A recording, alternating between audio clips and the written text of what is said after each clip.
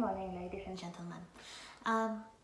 Today I'd like to talk with you about religion as inspiration for musical theatre. This is our last meeting before Easter, so yeah, why not? And I'm not concerned with the question if any of the religions is true, or whether God exists, or any of such supernatural issues. This is actually beyond the point, because what I am most interested in is first of all religion as a social phenomenon, and then of course religion as the inspiration for musical theatre. So I've chosen for today Fiddler on the Roof and Jesus Christ Superstar, and as an extra, the Book of Mormon. So if you watch these musicals, you see that each of them deals with a different faith, with a different religion, but they have some things in common, and the thing that you can observe quite well is the social aspect of religion. And if you are interested in sociology, in cultural studies, you know already probably that every religion, and think about any kind of religion, contemporary or historical, has three elements, and this is mythology, ritual, and ethics.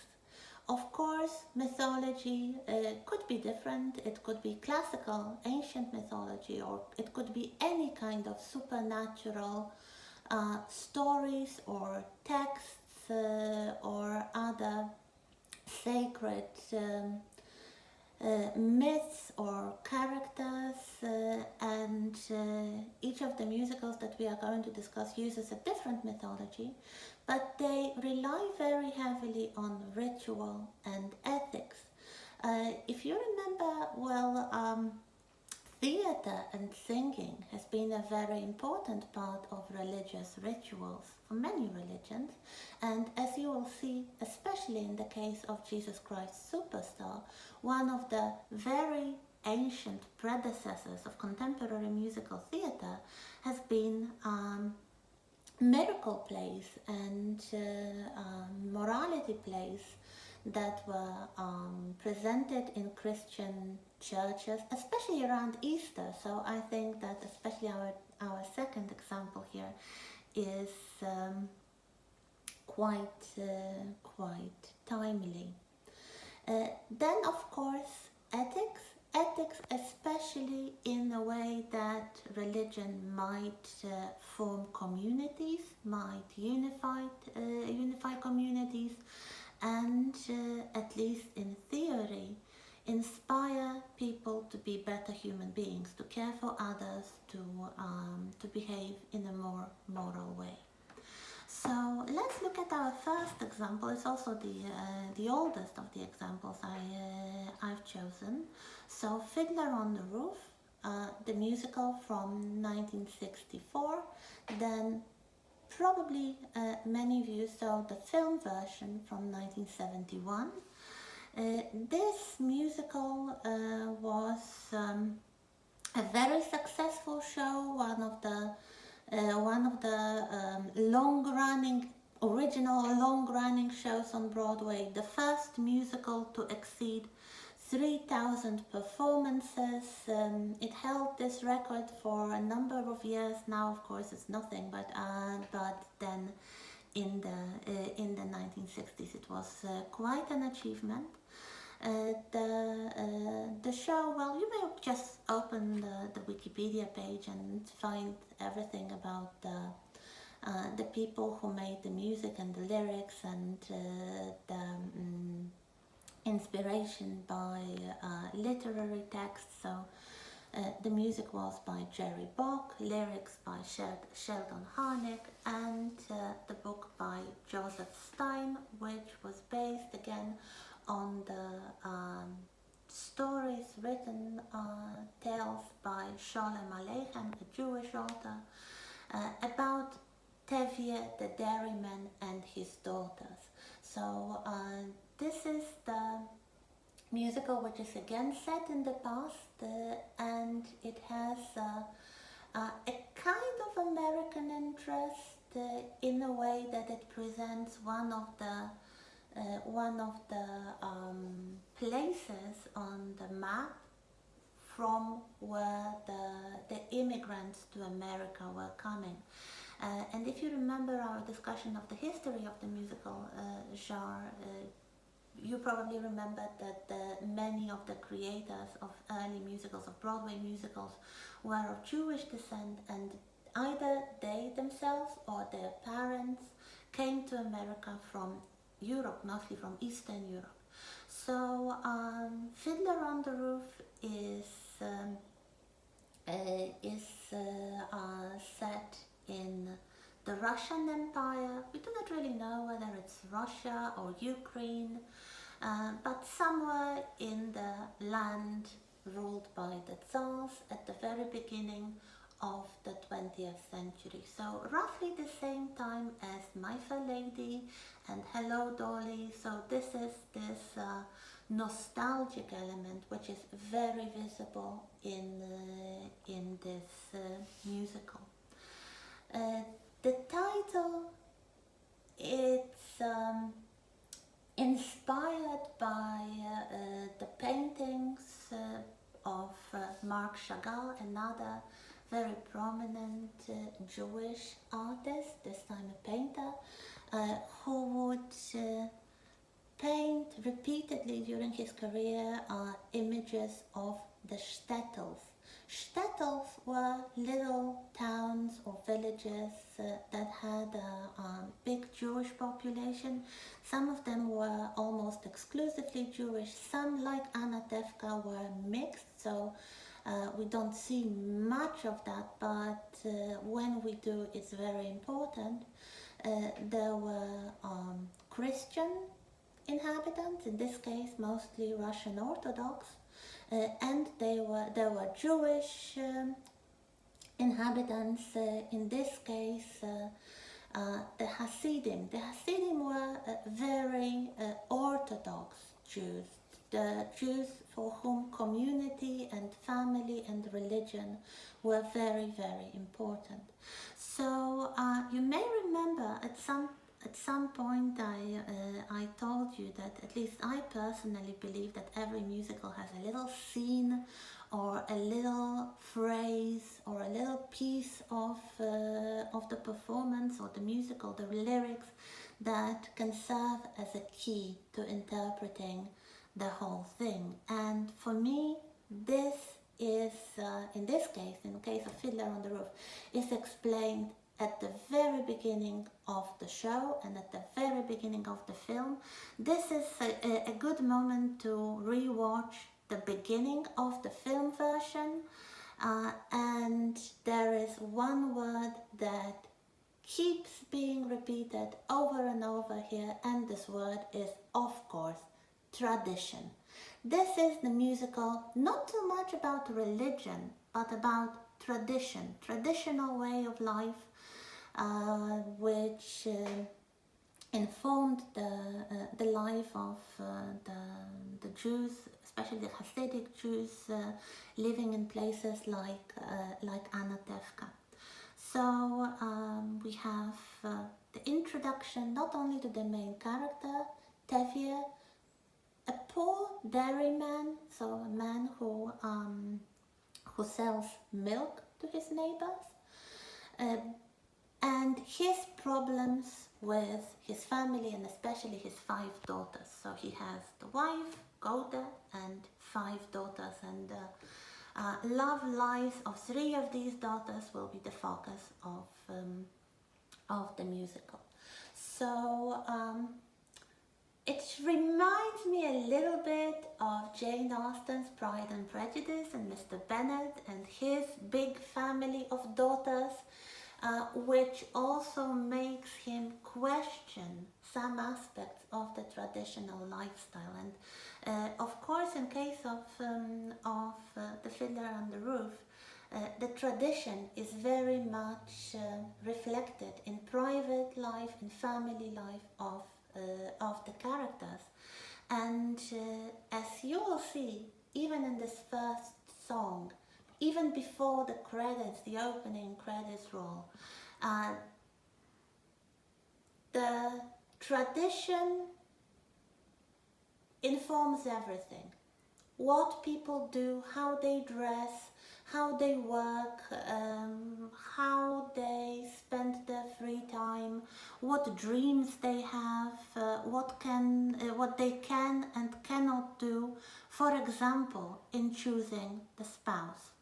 So what you get quite early on is that, well, everybody is poor, but it's a tightly knit community with very strong bonds between its members.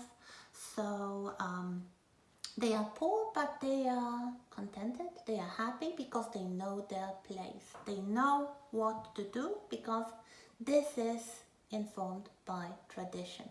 There is a little moment when Tevye asks himself, or he kind of breaks the fourth wall and he asks the viewer, I wonder why some aspect of tradition is there, some detail of clothing or some behavior, why is it there? And he answers quite candidly, I do not know.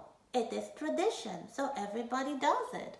And apparently it has been working for years and centuries, and that's not a good way to change it. So what we have are the problems of Tevye, who just wants to be happy, who just wants to be safe. As he expresses in probably the most famous song of the musical, he wants to be a rich man, and he believes that the world would just go on turning and everything would be just as good as always if he were a rich man. The creators, he used a very characteristic feature of Tevye talking to God, not really praying, but quarreling and bargaining with God.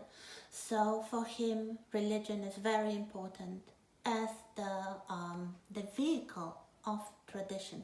We might wonder how religious Tevye really is, how much the religious dogmas are important for him, but definitely as the focus of tradition, as the focus of the way of life, this is really the fabric of his life. So what we have is a loving family with his nice and dutiful and perhaps long-suffering wife Gouda and his 5 daughters. And it all starts with the eldest daughter who who should be married. So she's old enough for her to find for her a husband. Zeitel, her name is Zeitel. So we have this lovely little song about the matchmaker and the daughters of Tevye imploring the matchmaker, another traditional character in the Jewish community. So a person who will help families, will help the parents arrange marriages for their children. Of course, here we have the focus on the daughters, but if you remember this little scene in the first song, the song about tradition, the boys are not really in a better situation. They have to accept whoever the parents decide they should marry. All marriages are arranged. This is what happened to Tevye and Gouda.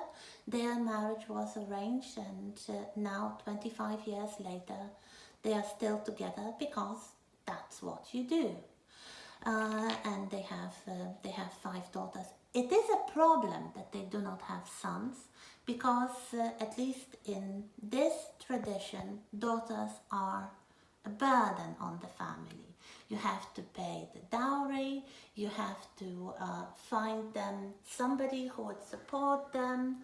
So daughters are really a financial drain on the family, and this is something that actually links Fiddler on the Roof with Pride and Prejudice.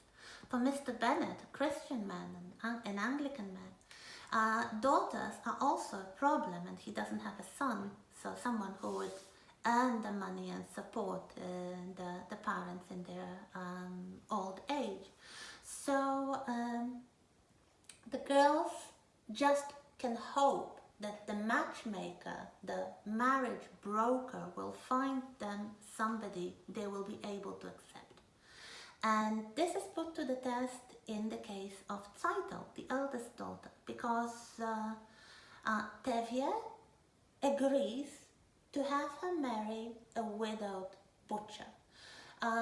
You might ask yourself, why? Doesn't he love his daughter? Of course he loves his daughter, and he wants her to be safe, to be wealthy, never to starve, never to worry about the money. And the butcher is a rich man, and he's widowed, so he could take another wife to look after himself, to look after the children from the previous marriage, and perhaps to father some more children, because in this family, in this community, women's role is first of all and basically only to be wives and mothers.